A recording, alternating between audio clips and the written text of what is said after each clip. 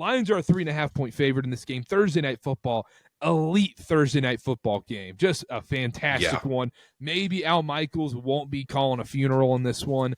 Dylan, what do we do in this spot?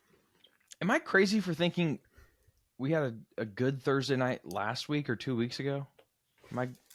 Dolphins Packers was me. Oh, well, last week was Thanksgiving. That doesn't count. It must have been 2 weeks ago. Browns Steelers when Rusty lost on Thursday night. That was elite. Great one. That was an elite. Maybe that. Then it was Commanders Eagles. Road divisional favorite, tough spot. He gets his revenge this week, but we're not covering that game. Listen, Wilkerson ratings make the Lions a 6-point favorite here. I hate taking divisional favorites. It's not a spot I like to bet into, but I think I'm going to bet into it in this spot. You look at overall passing efficiency, the Lions are second in the league, rushing efficiency fifth, and the Packers defense doesn't really have the unit to go up against that. I like a lot of what the Lions are doing. They blow out teams. Passing versus the blitz, the Lions are number 2. Short passing, the Lions are number 2. Rushing versus a life. I mean, we could go on and on and on about what the Lions do right and what the Packers don't do well. And then we can talk about the Lions defense, how effective they are when they blitz, how effective they are against intermediate passing. I hate the spot, but I think I'm going to take Jared Goff in a dome. 3.5. I'm going to take it. Now, 51. Too high. That's a little high for me. That's a little high for me. But conversely, Connor, hear me out.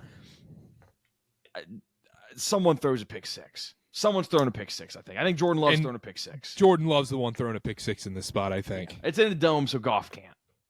Yeah, he's unstoppable in a dome.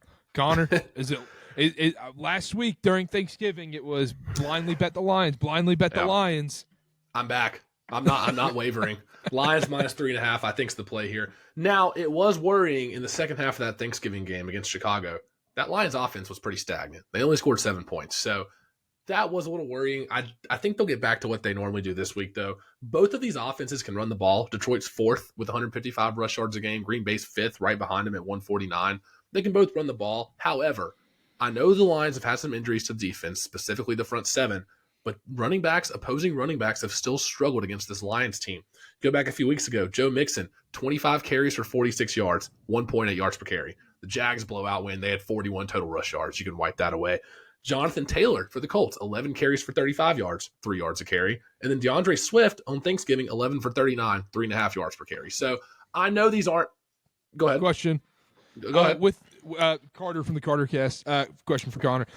With these stats, how much does it matter that the Lions are up ahead in these games and these teams are forced to throw the ball? I think that is true. However, we're still seeing like double-digit carries. I mean, it's not like they've been having success in the first half against the Lions on the ground. Connor, can I offer you? Can I answer that kind of on your behalf as well? Maybe yards per carry would be an effective stat here. That's what I gave. I just gave those out. That's what I'm saying. Yeah. So yeah. I'm not just going like, they 30 rush yards, but 11 attempts for 30 yards, not great. Yeah. Well, he gave him out, but Karter, you brought that question up, and the yards per carry that he was giving out. Yeah, we answers the question before you ask stats. it. We don't cherry pick stats. Well, teams can move away from the run game in the second half. That has an effect. That's a worthy question, Karter. Yeah. Not if you give yards per carry. Yeah, but game script wise, like if Jonathan Taylor doesn't get 10 more carries in the second half, it's like old days. We're teaming up on usually Jonathan Taylor's carrying the ball 20 times. He carried 11 times. But he didn't have success on those 11 carries. He didn't have success on those 11 carries, but he has 9 more chances to increase that yards per carry. And this is irrelevant. I'm agreeing with I see both sides. Yeah, whatever. Opposing running backs have struggled against the Lions. If they can stop or contain Josh Jacobs, especially on early downs, and force this Packers offense to become more one-dimensional and make Jordan Love force the ball down the field, I think it sets up nicely for Detroit here. I think the offense is going to get back on track after a pretty mediocre second half against the Bears. I like the Lions here. I'm going to take them minus 3.5. I do think 51.5 is too many points. I'll speak for Ben here. I think Ben is going to would pick the Packers here just because I think he has so much PTSD from the Packers just dismantling this Lions team for over a decade of his life. But I agree with you guys. I'm going Lions. Just don't overthink it. They're going to be able to run the ball on this team. And Jared Goff in the dome.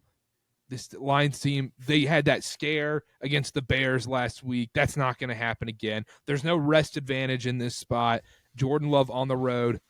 Give me the Lions. And do they clinch the division essentially if they win this game?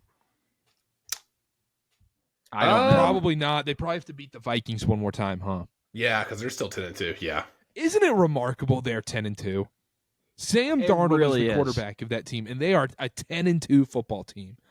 I mean, if they lose the rest of their games the rest of the season and they go 10-7, you're still sitting there like, that's so impressive from Kevin O'Connell. Yeah, I agree. Is he coach of the year? You'd have to think his hat's in the ring. I would have to go Kevin O'Connell, right? Dan Quinn might be in the conversation. Oh, yeah, Dan Quinn. Sean Payton? Maybe Sean Payton, maybe. Harbaugh. What can I say? We got some good coaches. Anyhow, all on the lines there. I'm not keep going. Yeah, no he might, 9/11 references this year. Yeah, he didn't. Maybe he is doing a lot of Al Qaeda references in his halftime speeches. Maybe maybe he is. Who knows? Nice looking snow angel. Any props you guys like in this game? I haven't been able to check the actual lines or anything, but off the top of the dome, I would go Jared Goff passing yards. When they faced the Packers in Week 9, he averaged over 3 seconds to throw, and that's the longest he's had all season. They do a very good job of protecting him against this Packers pass rush. He's going to have all the time in the world. So producers in my ear telling me Jameson Williams first touchdown. Okay. All right. Ooh. I would lean Josh Jacobs receiving yards. So I think he's going to struggle on early downs to run the ball. I think there's going to be a lot of dump offs. Jordan Love gets pressured. He had 74 receiving yards against the Dolphins, 58 against the Bears. I can see a couple long screen passes. Brock Wright first touchdown. Brock Wright, no. You dog. No. Well, the Lions used 2+ tight ends on a season high 56.4% of offensive plays in Week 9. Jameson Williams is a dog. Okay. That outweighs all stats. Jameson Williams took Jameson Williams to score the first touchdown. I'm betting Jameson Williams to take the first touchdown.